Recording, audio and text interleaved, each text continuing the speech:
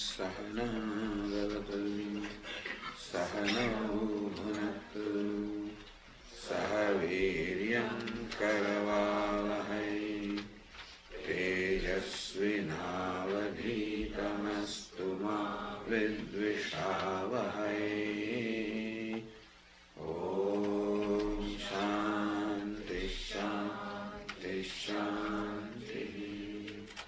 ॐ पूर्णमदः पूर्णमिदं पूर्णात् पूर्णमुदच्यते पूर्णस्य पूर्णमादाय पूर्णमेवावशिष्यते। ॐ शान्ति शान्ति शान्तिः। श्रुतिस्मृतिपुराणानाम् आलयं करुणालयं नमामि भगवत्पादं शङ्करं लोकशङ्करं शङ्करं शङ्कराचार्यं केशवं बादरायणं सूत्रभाष्यकृतौ वन्दे भगवन्तौ पुनः पुनः। ईश्वरो गुरुरात्मेति विभागिने व्योमवद्व्याप्तदेहाय दक्षिणामूर्तये नमः। गुकारस्त्वन्धकारो वै ऋकारस्तन्निवर्तकः अन्धकारनिरोधित्वात् गुरुरित्यभिधीयते। सदाशिवसमारम्भां शङ्कराचार्यमध्यमाम् अस्मदाचार्यपर्यन्तां वन्दे गुरुपरम्पराम्।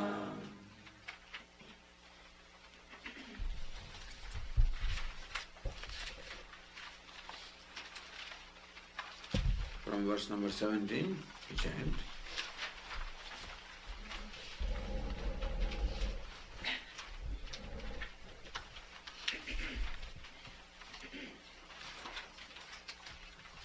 मानसन्तु किं मार्गणे कृते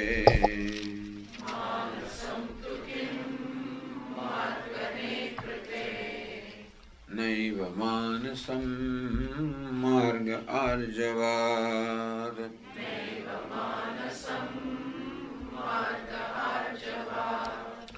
वृत्तयस्त्वहं वृत्तिमाश्रिताः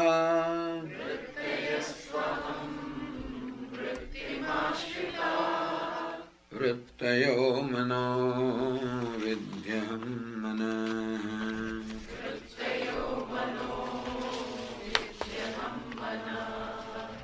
अहमयं कुतो भवति चिन्वतः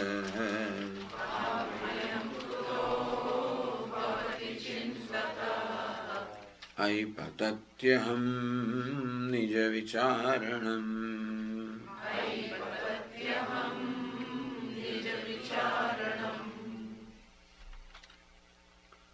So Ramana Maharshi says, Marge Arjavat.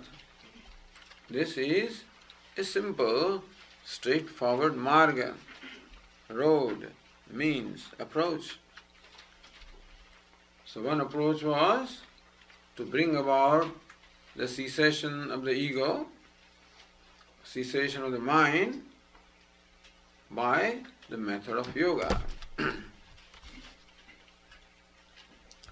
which involved dharana, dhyana, so pranayama, dharana, dhyana, samadhi. Fine, so that way also you can bring about the cessation of the mind, which is also the cessation of ego. And since there are two entities, self and non-self, Purusha and Prakriti, spirit and matter, when mind, which represents the matter of Prakriti, when it no more remains, what remains is Purusha, the self, the consciousness. And the Yoga Shastra says that then one abides in one's own nature. Which Ramana Maharshi seems to accept, that thus abiding in one's own nature is the goal, because my nature happens to be limitless. Therefore, abiding in my nature is abiding in the limitlessness, in the freedom, which is called moksha, which is what every human being is seeking. So now is a more straightforward path for those who are so oriented. That may have been a straightforward path for those who are so oriented. But it's unlikely that people will be very highly oriented towards that process which brings about, which is a very strenuous process of tackling the mind and making it completely free from its existence. So Ramana Maharshi says, instead of that, inquire what is this mind that is a problem to you that you want to resolve. So one way of resolving the mind was by controlling it. Other way of resolving the mind is by understanding it. Manasantukim. Therefore, ask this question: what is the nature of the mind? Naiva Manasam says, when we carry out that investigation or deliberation or inquiry, then we find that there is no mind. So what you want is no mind, either by the method of yoga or by this method of inquiry, investigation, deliberation, what is called vichara in Vedanta. So how do you go about? It's all right. What is mind? Vrittayo manaha. Mind consists of thoughts. So you want all thoughts to cease, then the mind ceases. All right. So rather than tackling every thought, well, what are these thoughts? The thoughts are of two categories. Thoughts can be divided into two classes. Idam and aham, this thought and the I thought, object thought and the subject thought. Now what's the relationship between these two kinds of thoughts? The relationship is the idam vritti. The object thought is dependent upon the I thought, the subject thought. Of the two kinds of thoughts, the I thought, the subject thought arises first, and then the object thought arises. Therefore, we can say that the object thought is the source of the object thought is the subject thought. See, what is first is called cause, what arises later is called effect. So first is the clay, then is the pot. So clay is the cause, pot is the effect. So what arises first always is the I thought. And then this thought, the object thought arises. Therefore, the object thought is the effect. The I thought is the cause. Pot is the effect. Clay is the cause. Therefore, really, there are no two entities. What is only clay. Similarly, there are no two kinds of thoughts. What is only I thought, which is the cause. So what's the mind? Thoughts. What are the thoughts? Two categories. Of them, one is effect, one is the cause. Therefore, what is the mind? I thought. Vidyaham manaha, says Ramana Maharshi, understand that manaha, the mind, is aham, means I. Now we proceed further. What is the question? What is this mind? So we come to this point, mind is I. So then, next question was asked, Ahamayam kuto bhavati. Now proceed further. What is the source of I? The source is the cause, and what emerges is the effect. Clay is the source, pot emerges. So clay is the cause, pot the effect. Now, the I also is manifest, the I thought. So next question is, what is the source of this I thought? What does it emerge from? Just a spot emerges from clay, is sustained by clay, it merges back into clay. Similarly also, what is it from which the I emerges? What is it in which the I is sustained? What is it in which the I emerges back? That's the real thing. So, that is called in Vedanta the cause, Upadana Karanam, material cause. So the pot emerges from clay, pot is sustained in clay, pot merges back into clay, and therefore pot the effect, clay is the material cause, clay is the self of the pot. Clay is the self of the pot, understand? What is self? The inherent nature. That without which something cannot be. So what is it without which pot cannot be? Clay. What is the inherent nature of pot? Clay. Because take away the clay, there is no pot. So pot is nothing but clay. So effect is nothing but cause. So if we thus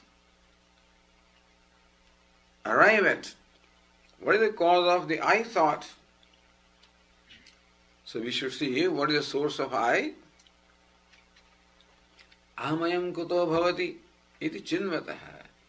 Chinvataha, one who thus inquires, deliberates, investigates as to where does the I thought arise from. As we said yesterday, this presupposes our ability to let go what is unimportant, what is dependent, what is inconsequential, what is mithya. The only way that we can proceed from one step to the other is when we discover the mithyatvam, the unreality of the effect. The pot is mithya, unreal. The clay is satyam, real. With that, it is possible for me to let go that pot from my mind because I know that I'm not going to lose anything. You see, I cannot let go of something if I feel that I will lose something. But if I know that, whether it's there or not makes no difference. If I let go of the name and form, the ornament, I don't lose anything because the gold, which is a real thing, is there. This I am assured. When I analyze the reality of name and form, then I am assured that it is only incidental, and therefore, even when I let it go, the gold remains. Similarly, on this, I thought is like an ornament. What is gold? So, at each stage, I let go of the name and form, of dependent, of mithya. So now from the I thought also, I should be ready to let go of what is inconsequential, what is changing, what is name and form, what is mithya. Even I also has a name and form. I'm a speaker, that's the name and form.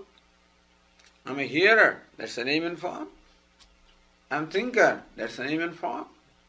I'm happy, that's the name and form. Understand that name and form always belongs to matter. Name and form always belongs to the costume. So only when one wears the costume, then one takes different roles. So speaker is a role that the I takes when it puts on the costume of the organ of speech. The hearer is a role that I takes when it puts on the costume of the organ of hearing. The thinker is the role that I assumes when it puts on the costume of thinking of the mind. So in I thought also, there is a name and form. It keeps on changing. So it's changing aspect. Name and form always change. But where the name and form is, where the effect is, the cause must be. Where the pot is, clay must be. Where the ornament is, gold must be. So also, when this I thought is, the changing, the name and form, and there were mithya. So wherever mithya is, satyam must be. Wherever unreal is, real must be. Wherever changing is, changeless must be. Because changing is dependent. Mithya is dependent. Unreal is dependent. For it to exist upon something. So ego, the I thought also, is changing. Therefore mithya. Therefore where the ego is, there must be satyam. Where the pot is, there must be clay. Where the ornament is, there must be gold. Where the ego is, there must be truth. Satyam. What is it? So I let go the let-goable part of the ego. So this Vedantic method is let go. In Vedanta it's called neti. Not this, not this. Just let go. What is unreal? Let go. What is incidental? Let go. And every name and form is incidental. Name and form is unreal. Therefore, let go. Ahamayam kuto bhavati. My attention is now totally focused upon this I thought. Because everything is let go. And there also, what is the source of the I thought? Where does the name and form of the I also arise? It is chinvataha. When one investigates, one inquires in this manner, hey, patati aham. So patat, hey, addresses the student, look at the simple thing. Aham patati, the aham, the name and form falls down. See, name and form falls down, meaning that I let it go. When we say that the name and form of the pot falls down, means that I let go and I see that what is this clay. So because where the pot is, there the clay is, therefore if I focus attention only on clay, the name and form is nowhere in my awareness, you see. Similarly, of the I thought also, what is the abiding aspect? What is the unchanging aspect? What is what they call substratum? When I focus attention on that, then the I thought, which is name and form, falls, drops, resolves. I let it go. Ahi patatyaham. The aham also falls. Aham means what? The unreal aspect of aham. The name and form aspect. Because gold cannot be got. See, the name and form alone can be let go. The gold cannot be let go. The pot can be let go. The clay cannot be let go. So in the ego, I thought also, what is name and form? That can be let go. So when Ramana Maharshi says, aham patadi, the I, aham means I, falls. Means what? The name and form of I falls. Nija vicharanam. This is what Ramana Maharshi calls Nija vicharanam. Inquiry into the self. Nija means self. Vicharanam. Vichara. So in Vedanta, this vichara is carried out by Shravanam, Mananam, Nididhyasana. So how does Vedanta explain the word vichara? Inquiry, deliberation, investigation. In Vedanta, this inquiry or investigation is not performed by an individual. it is done by the teacher. So our Swamiji makes it a point to explain this, that you or I, right now is ego. Ego is not competent to perform this inquiry. Because ego will always want to retain itself. Nobody wants to die. Nobody wants to be destroyed. So if you hand over this task to ego, that fellow has its own agenda, and therefore investigation is not going to be right. All kind of investigation in India take place, there are so many committees, but there are agendas, and so after, nothing happens anywhere. Where there is an agenda behind an investigation, you don't arrive at the reality, at the truth. So it is not the ego who performs this inquiry, it is scripture that performs the inquiry. How can scripture do? So we say, teacher who is linked to the scripture performs the inquiry. Who is the teacher? The one who is identified with the scripture. That is our faith. That the teacher is the one who is identified with the scripture. Since we have no direct access to scripture, so the teacher or guru becomes our access of the scripture to the scriptures. And therefore, in short, the teaching of Vedanta or the statements of the scriptures, statements of the Upanishads, must be unfolded by a teacher who knows the meaning of those statements. And so, then what happens now? So the question yesterday was, or generally is, what is the role, of the teacher-student relationship? It plays a very important role. As we say, there should be a bond between the student and the teacher, such that the student's identity no more remains. He identifies with the teacher. What enables the student to identify with the teacher? His devotion, his faith, his reverence, his trust. Meaning that the teacher must have earned the trust of the student. And student must have discovered a trust for the teacher. It's a mutual thing. So in every combination it doesn't happen. Love doesn't happen just because two people come together. Something has to be there. So similarly here also this is love between the student and the teacher.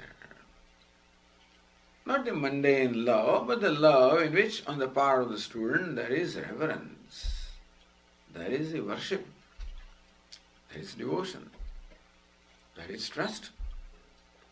On the part of the teacher, there is the care and the concern and a desire as to how the student should be liberated, how should he become free from the bondage.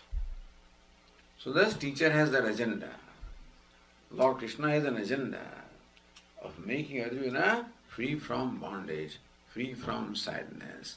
With that agenda, Lord Krishna is teaching Arjuna. When did it happen? When Arjuna said, Shishyasteham Shadimam Tvam Prapannam. O Lord, Shishyasteham, I am your disciple. Tvam Prapannam, I am surrendered to you. Meaning that now I have no resistance, no complaint. I am totally in tune with you, syncing with you. So when there is synchronism between the student and the teacher, that's called surrender. Prapannam, Shadimam Tvam Prapannam, I am surrendered to you. In fact, Prapanna, this is a very famous word, or Prapatti. The Bhakti Shastra greatly talks about surrender means Prapatti.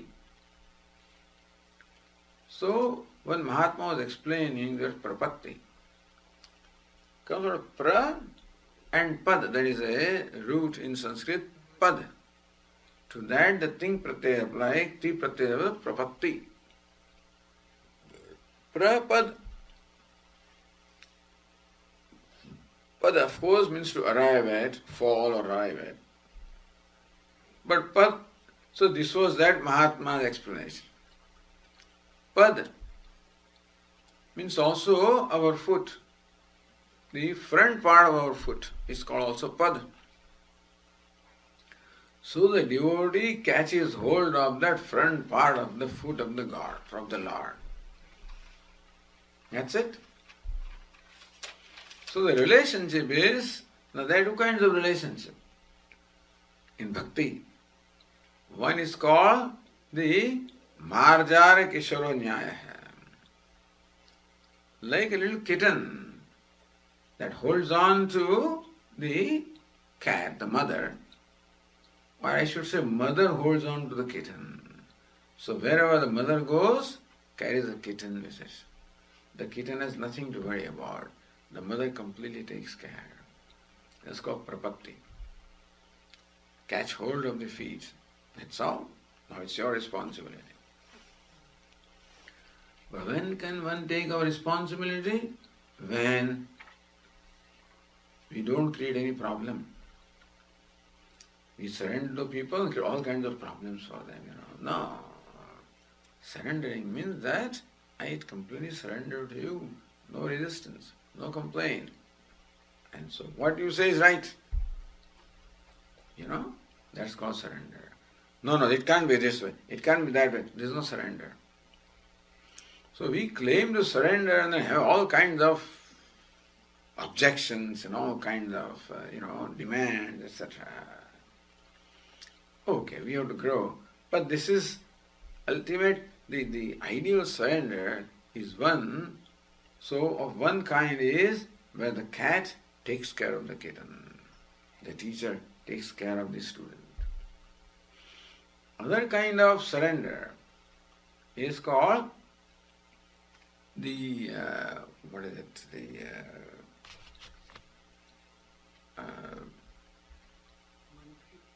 monkey, right? So, other example is that of the monkey. Markata Kishora Nyaya. Markata means monkey. There also, but there, that little infant, the newborn, holds on to the mother. Not mother holding on to the child, that child holding on to mother. Mother is busy jumping from one branch to the other. That fellow holds on. That's called Sharanagati. So they distinguish between Prapatti and Sharanagati. First, you hold on to the teacher. First teacher holds on to you, and then you hold on to the teacher. Anyway, what I'm saying is, when this kind of a bond develops between the student and the teacher, then there is a complete tuning up. Then the student does not retain a separate identity. He becomes one with the teacher. And therefore, as our Swami explains, now, when I say I have surrendered to the teacher means my intellect also is surrendered to the teacher. And therefore, the teacher now takes the intellect of the student and operates from there. So as he unfolds, the student's mind also thinks, deliberates in the same way. Because there is no resistance. There is Shraddha. There is tuning up. So in a way, it is not the ego that is doing this investigation. It is the teacher, meaning scripture. So this is very important from Vedanta because ultimately it is Shastra or scripture that is Pramanam. That's the valid means of knowledge. And therefore we should be able to see what the Shastra sees. We should see what the teacher sees, who sees what the Shastra sees. So inquiry should come from there and not emerge from the ego.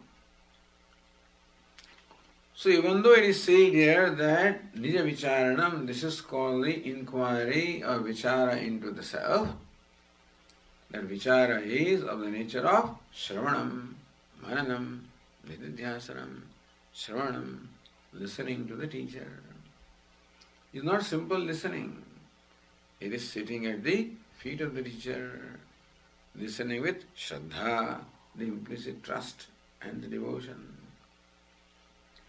It is not that the student is a slave or helpless or... It's not that. It's not even that the student necessarily swallows what the teacher says. That also Vedanta doesn't want. Vedanta wants that the student should retain his thinking capacity, reasoning capacity, and only accept that which is in keeping with his reasoning. But suppose Swamiji, the teacher says something with which I do not agree, then also don't reject. Keep it pending. A time will come when I will understand. So normally when we go and listen to politicians, people, when they say something which we don't agree, we reject them. So usually our approach or our method of reading, listening, anything is that if what that fellow says doesn't agree with me, I say he doesn't know. But not so when you listen to a teacher. Don't say he doesn't know. Don't say he's wrong. Wait a minute. He is likely to be right. I am likely to be wrong. So rather than rejecting what the teacher says, let me investigate whether what I am presently thinking, do I have the valid reason to hold on to my opinion?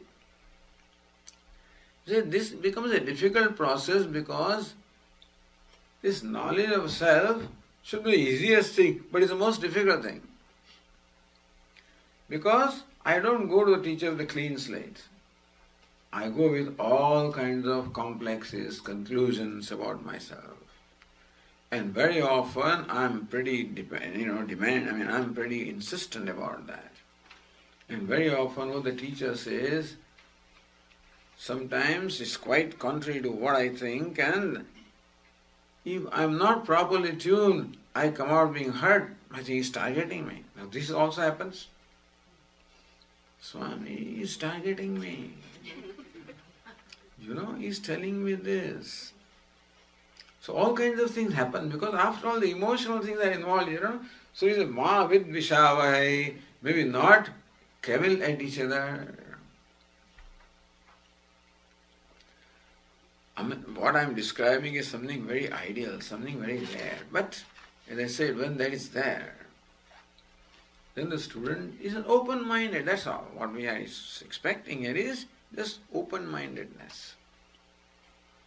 Not swallowing what I am told, but being ready to understand what I am told. And whenever I see that, what my conclusion is doesn't have validity because we have taken things for granted. So all kinds of opinions we are holding about ourselves, about the world, about God, these opinions have been generated from some kind of thinking which is more an emotional thinking, which is more a reaction. But these scriptures and the teachers present the thinking which is very logical.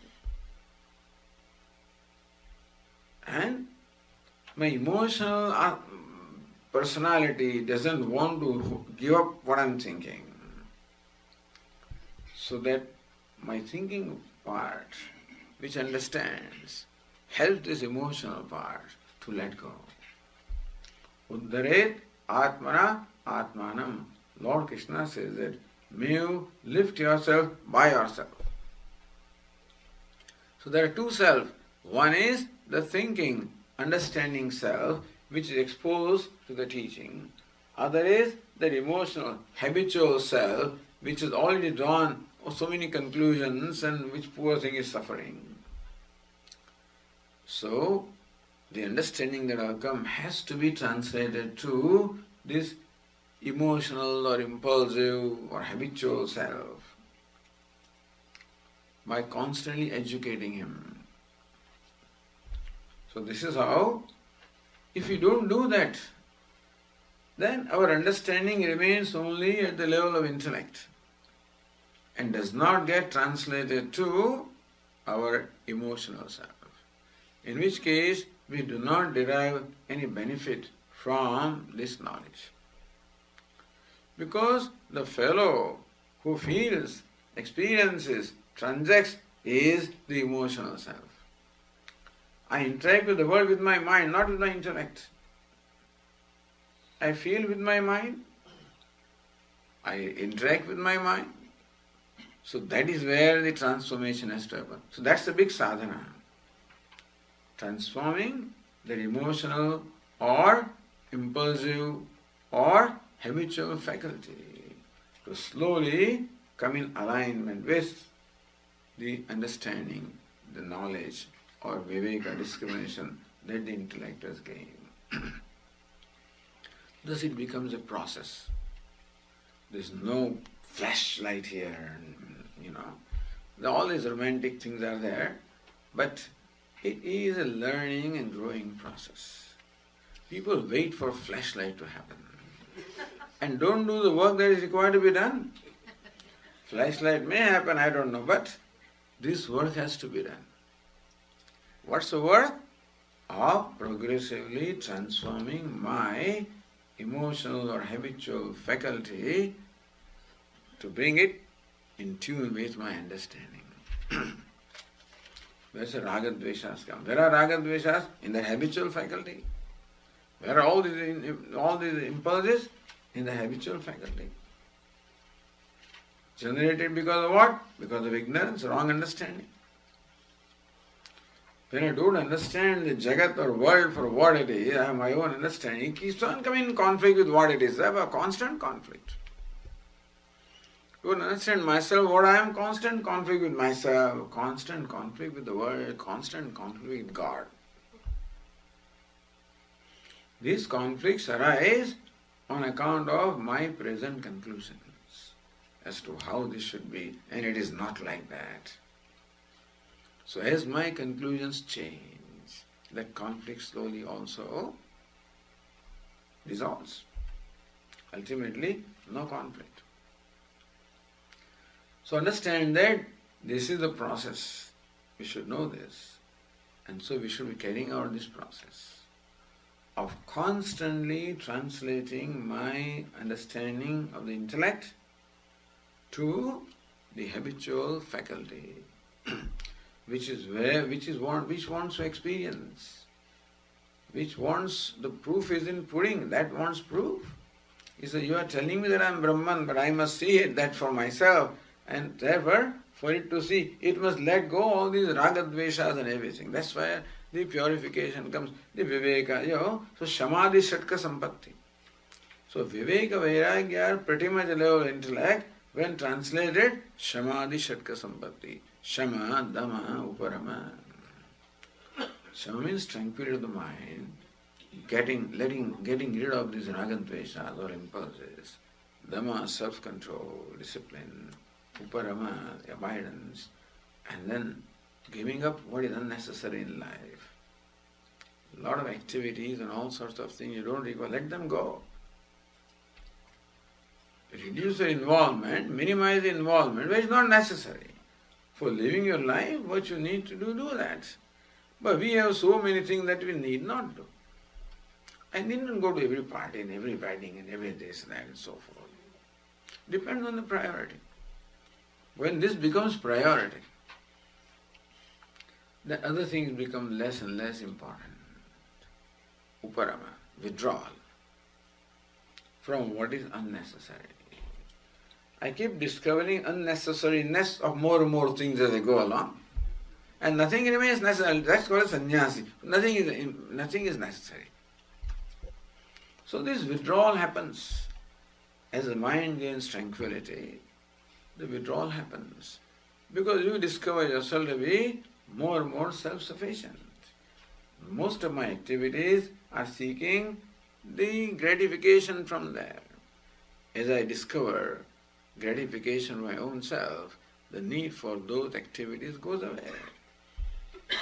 So in this process, we progressively discover the satisfaction with ourselves, gratification with ourselves, comfort That's the proof. So what's the proof that the knowledge is taking place, ignorance is going? Ignorance alone causes dissatisfaction, all the conflicts, all complaints. As they go, ignorance is going. How do you say knowledge is coming? Knowledge is ananda. So slowly it is manifesting. Nija vicharanam, this is the vicharanam, the process of vichara, inquiry into Nija or the self.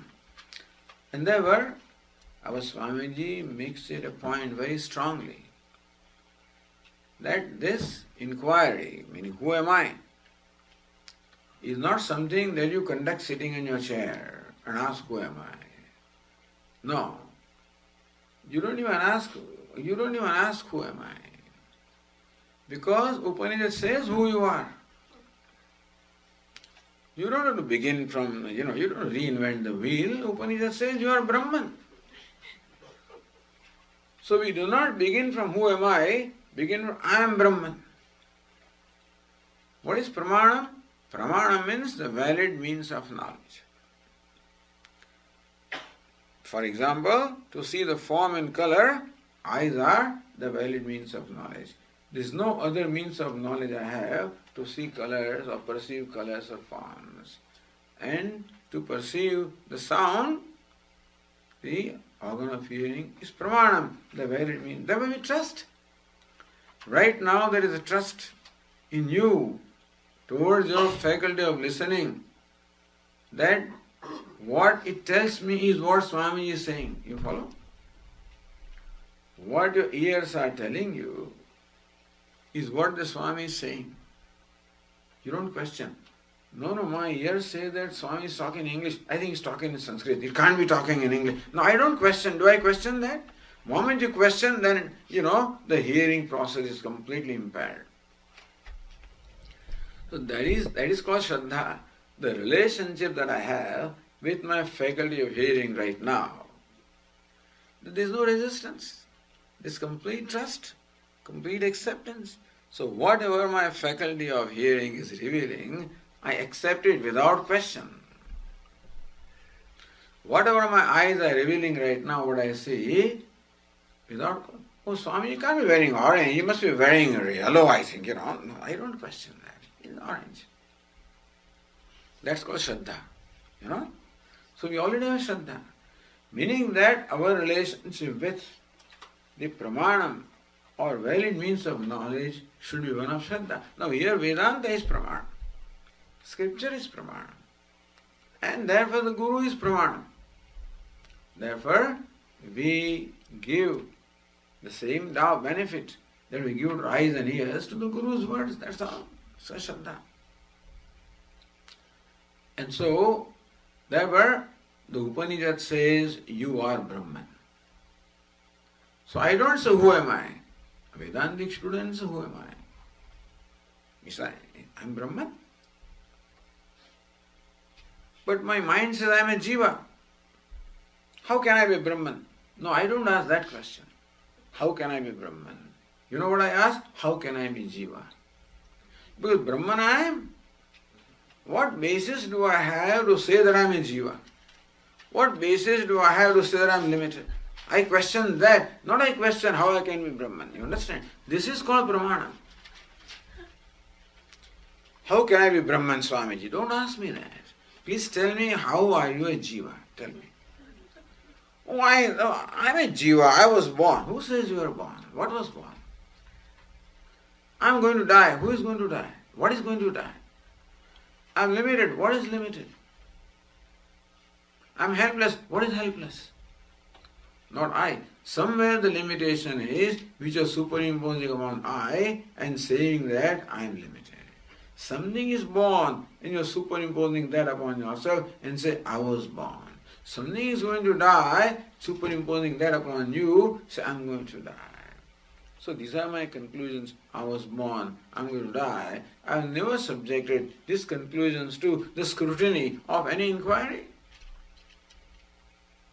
So how do I subject and what kind of scrutiny? Based on what Upanishad says. Upanishad says I am Brahman. That's the basis. Not who am I. I am Brahman, that's the basis. Now let my mind tell me how I can be anything else. So I quit questioning my conclusions. In light of what the Upanishad says, then I discover that my conclusions have no basis. It is just habit, just superimposition. Then I am able to let them go. So that's called letting go of shedding of ignorance. Swami says. Shedding, what is gaining knowledge? Shedding ignorance. What is ignorance? These notions born of avichara siddha samsara. Says Shankaracharya. What is samsara? Avichara siddha samsara. Samsara is avichara siddha. It exists as long as vichara is not there.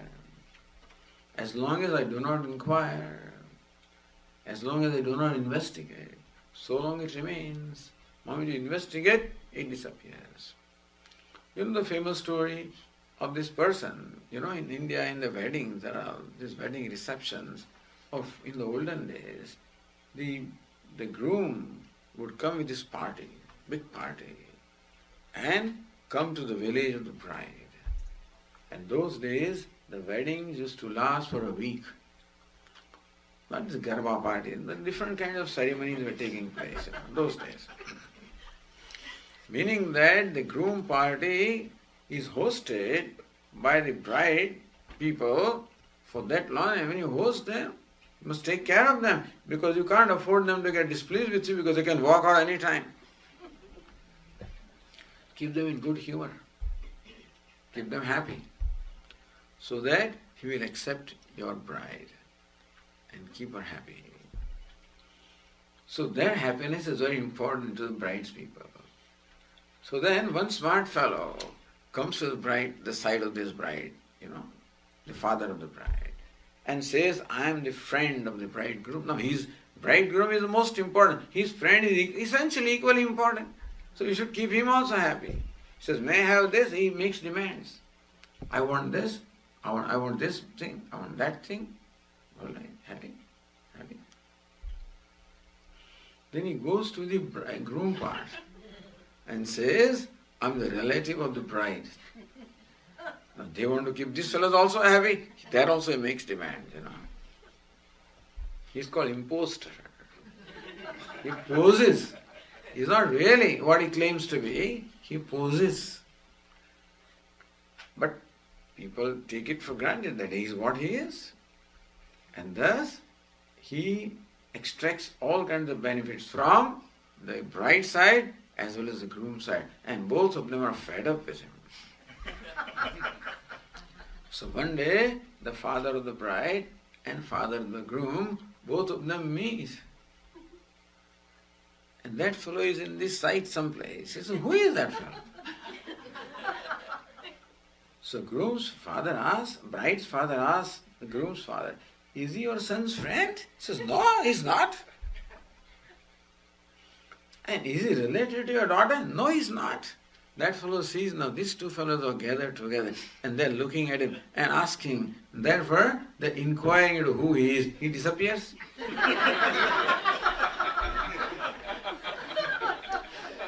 Thus, an impostor can go on until you make an inquiry into what the true nature is. Until then, the fellow rules. The ego, the I thought, the ahankara is also like that. He has parts of both bride and groom. He has part of consciousness as a spirit and matter. Both the things he has. So he claims this to be I am matter. This fellow he says I am the spirit. Until you inquire. Therefore, inquiry, who am I? Means what's the nature of this ego? But we say that the nature of ego is Brahman. So Brahman is the real part, the abiding aspect of that ego. And the name and form is the changing, incidental aspect, which is what we call mithya. So thus, it is with the help of the scriptures and the teacher that in Vedanta we perform the inquiry. Inquiry is not who am I? That's called speculation. Who am I? No. That all philosophers do. And arrive at their own conclusions. You don't do that. Sarvam khalvidam. What is Brahman? So Upanishad says. Sarvam khalvidam Brahman. What is Brahman? Tattvamasi, that thou art, you are Brahman. I am Brahman. How is it so? Not how can it be? How, as I said, how can it be anything other than that? Then we discover that everything other than Brahman is mithya, is just a costume, is just an appearance. So the non-duality is true, the duality is an appearance. The non-dual appearing as dual. The limitless appearing as limited. So limitedness about myself is an appearance. The limitless appearing as limited. The limitless putting on the costume of limited and appearing to be limited. So limited belongs to the costume. The beggar belongs to the costume. The true fellow there is the actor who is very wealthy. If I don't inquire, I take that fellow as beggar. And I miss out the actor. Similarly, I take this fellow as a beggar and miss out the actor. So thus, Vedanta's Shravanam, so listening to teacher, Mananam, reflecting upon that, Nididhyasanam, assimilating from here to there, and so then it becomes your knowledge. So Shravanam, Mananam, Nididhyasanam. So that is called Vichara. And Vedanta, Vichara, how to translate is a good question. The word Vichara is thinking, inquiring, deliberating, investigating. But really, it is not investigating into the nature of self. It is investigating into the meaning of these statements of scriptures. Upanishad says, Sarvam Khalvidam Brahma. All this is Brahman. So what is Vichara? Vichara is, what does this statement mean? Upanishad says, you are Brahman. What is Vichara? What does this statement mean? So here Vichara is investigating into the meaning of the statements of the scripture. Understand this. It's called Vichara. Not inquiry into what is self, etc. Inquiry meaning investigation into the meaning of the statements of the scripture. Scripture says, all there is Brahman. What does it mean? Scripture says, I am Brahman. What does it mean? Scripture says, there is oneness in all diversity. What does it mean? I see the diversity. In spite of seeing diversity, there is unity. In what way? I see the limitedness. In spite of that, there is limitlessness. In what way? In spite of this Jagat, this misery, it is all Brahman. In what way? Usual question is, Swami, how can God create this world like this? Vedanta doesn't ask that. What is God? How do you conclude it is not? Understand, the logic is there, but it is not it is deductive logic. What the Upanishad says, I use my logic to understand what the Upanishad says. Not to question what Upanishad says. How can I be Brahman? That's not the way I apply logic. Upanishad says, I am Brahman. In what way am I so? You see the process of thinking here? This is called Anukula Chintanam. This is called the thinking or the reasoning which is in keeping with the statement of scripture. Understanding, not questioning. So in Vedanta, you don't question the teacher. You ask a question of the teacher. Pariprasnena seva. Lord Krishna says, Tad vidhi pranipatena pariprasnena sevaya. You approach the teacher, pranipata, offer a long prostration. Sevaya, serve the teacher. Win his confidence. Develop that bond. Serving develops a bond. The way to develop bond with somebody is to serve that person. So Lord Krishna says, you serve the teacher. Because serving is a tough job. Serving is to make that person happy is a very tough job. To make somebody else happy is extremely difficult. All spouses know that. Not easy. Because you have to satisfy the idiosyncrasy of that person. Meaning you should let go your idiosyncrasy, because everybody is idiosyncrasy. So only way we can make that person happy is to satisfy that person's idiosyncrasy. As a person, it can be husband or wife, both should do this. And for doing that, it is necessary that I should drop my idiosyncrasy. I cannot expect to retain my idiosyncrasy and satisfy that one. That doesn't work. Then only conflict. Conflict between two idiosyncrasies. That's the conflict. It's a raga dvesha idiosyncrasy. So in order for me to serve, serving is not just doing things. Serving, making that person happy. That's called serving. Servant also serves. No, that's not serving. And for that, I must satisfy the raga dvesha of that person. And for that, wherever necessary, I must let go my raga dvesha. You can retain if you can. But when it comes in conflict, let go. So this way the student lets go of his raga dvesha and identifies the raga dvesha of the teacher. Serving requires identification. Then you can really do it. You can truly serve somebody when you identify with that person. What is identification? Identify the raga dvesha of that person. That's called identification. That's what bhakti is. Identify with Ishvara. His raga dvesha. I like what he likes. I give up what he doesn't like. Anukulya sankalpa prati. So bhakti describes surrender. Anukulya sankalpa. A resolve to do what is desired by Ishvara. Pratikulya varjanam. Giving up what he doesn't like. So they say, give up all this world serving, serve him, But anyway, the thing is, anywhere to develop that bond, serving, means identification. Means giving up all those factors which come in the way of identification. Means give up your raga dveshas whenever they come in conflict. Tad viddhi paripratena pariprasnena sevaya. Lord Krishna says, sevaya. Serve the teacher. Please him. Win over his heart. Please him. Oh Swami, teachers also required to be pleased. They are supposed to be always pleased. They are. But here we want a specific kind of pleasure. They are pleased with everybody.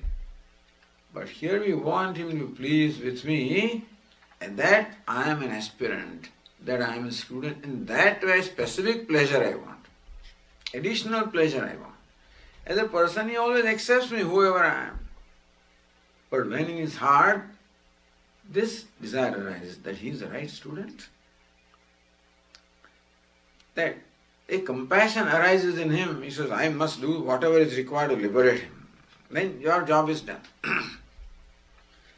So when these are all ideal things I'm talking about, but this is what, so Viveka Chudamani says, they serve the teacher with devotion. Prahva prashtaya sevanehi prasannam tamnu prapya.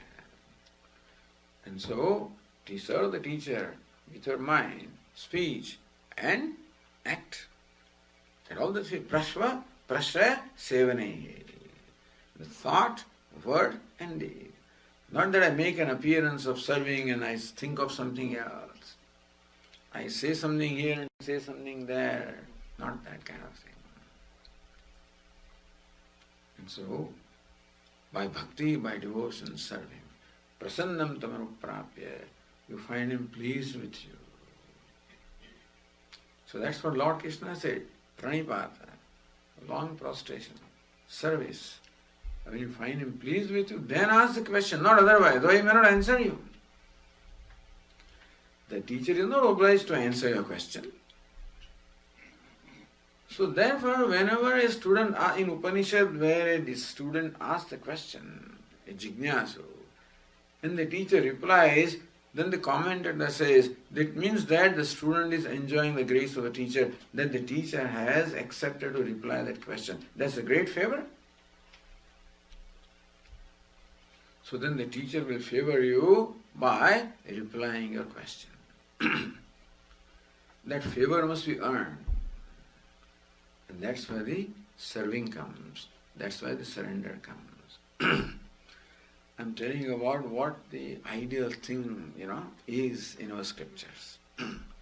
This doesn't exist. But this is what is meant to be. This is the direction in which we work. That's where also people are taken advantage of. Because you go to somebody with all your devotion, this, that, it is possible that you can be taken advantage. So you must be also watchful. Not that you distrust, but you also keep evaluating, and the students do. I mean, naturally, everybody is watching everybody else, and therefore, in fact, teacher is always under observation. When they are serving, doing things also, they are observing. In whatever you do, they observe you, evaluate you. So teacher also has to pass an examination. The teacher examines the student examines the teacher. Both are intelligent people. Both are, sensitive people. And when then tuning up happens, then the right process takes place. But we can't wait for that. Swamiji, when will it? It may take a lifetime, and so you begin. In course of time it grows. The love also grows in course of time, is it not so? There is love at first sight. That just gives you a little starting point. And you get married, then real thing begins. Really, that's the whole idea. And that if you really are intelligently living and have the right values, then you won't use that marriage, that relationship, as a basis of discovering the true love. If you don't do that, then all kinds of problems happen. But anyway, so we teach also it's a process.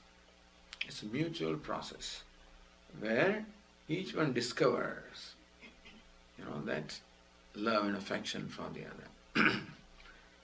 But on the part of student, one does whatever one can to win that grace and affection from the teacher. Because when words come that way, there was a time when our Swami did not allow recording any lectures. No tape recording. Those days tape recording was there. No. So for a whole course there is no recording, imagine. Swami also changed his thing, God, but that's how he was those days. Very traditional. No. You must only listen, live listening must be there. No other thing. Because when you are then in the class, I know that they are recording it. So it's quite possible that you wait for the recording and you may not pay attention in the class. It's possible. We will listen to it later. No, this is it.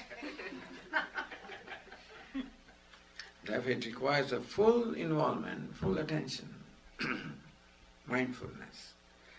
Anyway, so the thing is, so that's how Shravanam, Manam, Nididhyasanam.